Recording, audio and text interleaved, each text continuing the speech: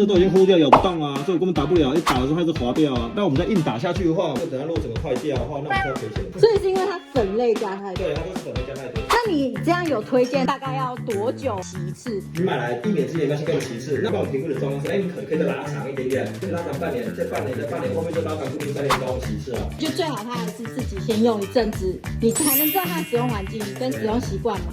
这刚买回来就先洗吧。那如果像这样今天这样不能洗嘞？其实它本身有物理状况，不能拆换，我们是不收那个生活费，我们东西收一收就直接回家了。及时取预约。对吗？